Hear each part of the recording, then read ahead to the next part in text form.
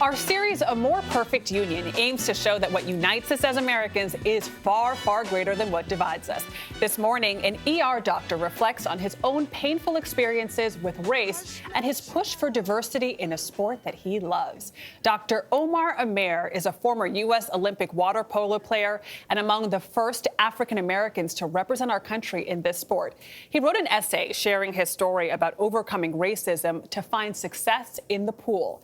CBS This Morning Saturday co-host Dana Jacobson spoke with Dr. Amr about his work to promote inclusion and understanding. Take a deep breath in and hold it.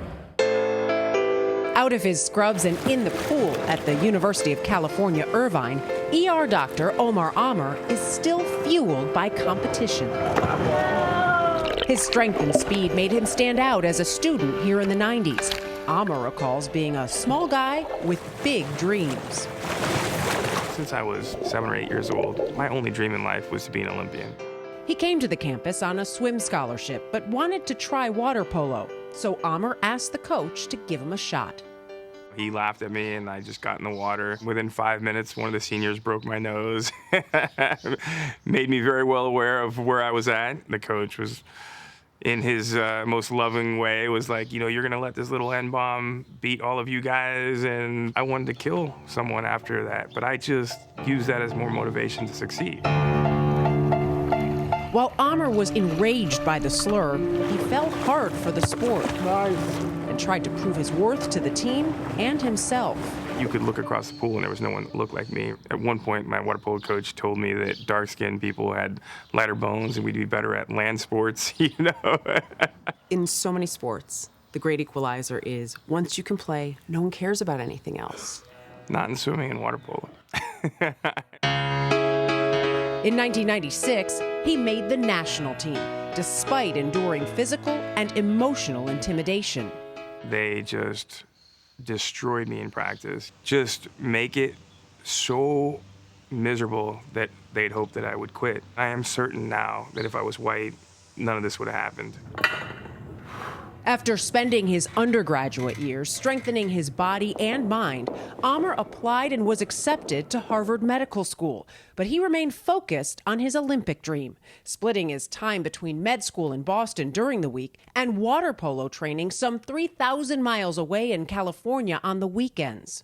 Amr made the 2004 team, competing in Greece along with goalie Janai Kerr, the first two African Americans to represent the U.S. in the sport. And I remember turning over to our goalie and being like, we're here. Wow, I finally did it. Did you enjoy it then? I loved it. I loved it. Last year, as protesters filled the streets demanding social justice, Amr began to reflect on how his race and ethnicity impacted his life. He published an essay. Nearly every team meal included pork, which as a Muslim I could not eat. When I asked for different food, I was singled out and told it was this or nothing. While Amr was shunned by some for speaking out, the essay prompted a flood of public speaking invitations. He spoke by Zoom to employees at global marketing firm InOcean. Tim Murphy is COO. I think it's really opening up people's eyes.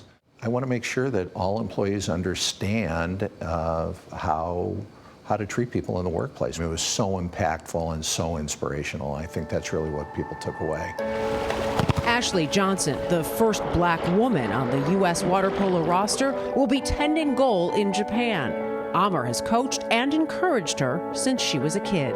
It makes me want to fight harder. It lets me know that there's so much more change that needs to happen in our sport. So your liver looks beautiful. No one ever looked at me and said, oh, this guy is going to succeed. They just gave me a million reasons why I should quit. It was just fuel to the fire for me. I'm going to be better and smarter and stronger than all of these people, and someday they're going to give me respect.